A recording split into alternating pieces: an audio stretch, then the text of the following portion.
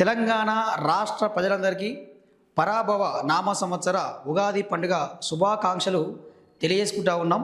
Wifi media ప్రేక్షకులందరికీ మరియు రాజకీయ నాయకులకు, ఇప్పుడున్న ముఖ్యమంత్రికి రేవంత్ రెడ్డికి, మాజీ ముఖ్యమంత్రి కేసీఆర్ గారికి, పిఎం నరేంద్ర మోడీ గారికి, అందరికి కూడా ప్రతి ఒక్కరికి వైఫై మీడియా ద్వారా జర్నలిస్ట్ రామన్నగా ఉగాది పండుగ శుభాకాంక్షలు తెలియజేయడం జరుగుతూ ఉంది. ఉగాది పండుగ అంటే గుర్తొచ్చేదే ఉగాది పచ్చడి. సో ఉగాది పచ్చడి ఇక స్వీట్లోకి వస్తే మన దగ్గర స్పెషల్గా ఏం చేస్తారు, బచ్చాలు చేస్తారు. ఇక సో అందరికీ తెలిసిన ముచ్చటనే కదా. సో అందరికీ ఒక డౌట్ అయితే మైండ్లో ఉండిపోయింది, ఇదేంది మరి ఈ సంవత్సరం పరాభవ నామ సంవత్సరం వచ్చింది, మరి పరాభవ అంటే ఓటమే కదా, అంటే పరాభవాలే కదా, అపజయాలే కదా, ఇట్లా వచ్చింది ఏందని చెప్పి కొంతమంది అనుకుంటారు. గట్ల ఏం టెన్షన్ పడకురి, ఏం బాధపడకురి. పరాభవ అంటే ఓటమి కాదు.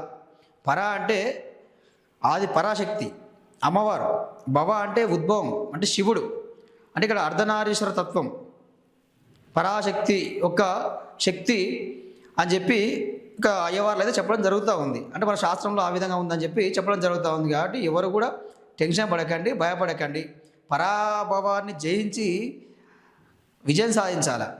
సో ఇక్కడ విషయం ఏంటంటే, ఎవరైనా సరే ఈ పరాభవ నామ సంవత్సరంలో ధర్మంగా ఎవరైతే ఉంటారో, ధర్మంగా ఉన్నవారికి జయం కలుగుతుంది, ధర్మంగా వ్యవహరించండి అని చెప్పి ఈ సంవత్సరం చెప్పడం జరుగుతూ ఉంది. సో ఇక అన్ని బంద్ చేయాలి. ఇక మీరు అలా వాడిని మోసం చేయాలి, వీడిని మోసం చేయాలి, వాటిలో వేయాలి, వీనిట్లో వేయాలి, వీని ఎట్లా ముంచాలి, ఇవి కదా ఆలోచన చేసేది.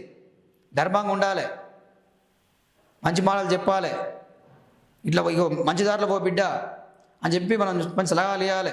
ఏమైనా చేతులైతే సహాయ సహకారాలు అందించాలి, సహాయం చేయాలి, దాన ధర్మాలు చేయాలి.